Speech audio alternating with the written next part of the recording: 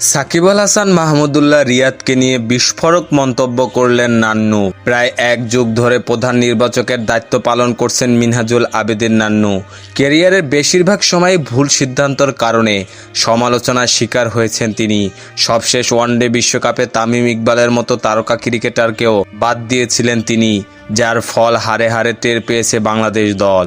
চলমান বিশ্বকাপে বাংলাদেশের ব্যাটারদের পারফরমেন্স ছিল বাজে, বিশেষ করে টপ অর্ডারের অবস্থা ছিল ভয়াবহ। এছাড়াও নামের প্রতি সুবিচার করতে পারেনি সিনিয়র ক্রিকেটাররাও। এবারের বিশ্বকাপে বাংলাদেশের যে কয়জন ক্রিকেটার ব্যর্থ ছিলেন তাদের মধ্যে সাকিব আল হাসান ও মাহমুদুল্লাহ রিয়াদ অন্যতম। এবার দেশসেরা এই দুই ক্রিকেটারকে নিয়ে বিস্ফোরক মন্তব্য করেছেন মিনহাজুল আবেদীন নান্নু। এই দুই ক্রিকেটারকে বাদ দেওয়ার পরামর্শ দিয়েছেন তিনি। মিনহাজুল আবেদীন নান্নু বলেন, 2021 সালের পর যাকে টি-20 থেকে বাদ দেওয়া হলো তাকে নিয়ে 2024 সালের বিশ্বকাপ খেললেন। নতুনদের দিকে আর তাকালেন না। এতে করে দলের যে ক্ষতি হয়ে গেল তা পুষিয়ে নেওয়ার নয়। আমার মনে হয় না সিনিয়র ক্রিকেটারদের 2026 সাল পর্যন্ত রাখা উচিত হবে।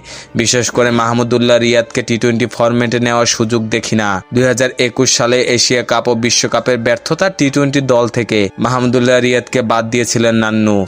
বলেছিলেন টি-20তে তিনি চলেন না। এরপর 2022 সালে ইংল্যান্ড সিরিজের পর ওয়ানডে থেকেও বাদ দেওয়া হয় রিয়াদকে। বিশ্রাম নামক নাটকের চিত্র সামনে রেখে এশিয়া কাপের দল থেকেও রিয়াদকে বাদ দিয়েছিলেন এই নির্বাচক।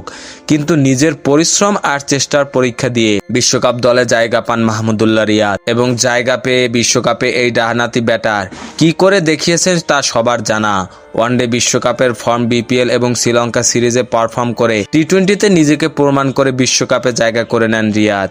তবে পুরো বিশ্বকাপে টপ অর্ডারে ব্যর্থতার চাপ সামলাতে হয়েছে মিডল অর্ডারকে, যার ফলে নিজেদের সেরাটাও দিতে পারেননি সাকিব রিয়াদরা। কিন্তু প্রতি সিরিজে নতুন এবং অপরিণত ক্রিকেটারদের সুযোগ দিয়ে একটা ভালো ওপেনার তৈরি করতে ব্যর্থ হওয়া নান্নু এই সাকিব রিয়াদদের ব্যর্থতা নিয়ে প্রশ্ন তুলেছেন। সাকিবের পারফরমেন্স নিয়ে তিনি বলেন, টি-20তে বিশ্বকাপে সাকিব সবচেয়ে খারাপ পারফরমেন্স করেছে। এবার দেশের সেরা ক্রিকেটারদের কাছ থেকে সেরা পারফরমেন্স পায়নি দল। এটা দলের জন্য দুর্ভাগ্য। সাকিবের উচিত ছিল জাতীয় দলের ফোকাসটা বাড়িয়ে দেওয়া। বড় ম্যাচে বড় তারকা যখন ভালো করে না তখন দল অবশ্যই ব্যর্থ হয়। আমি মনে করি এই ব্যাপারগুলো এখনই ফিক্সড করে ফেলা উচিত।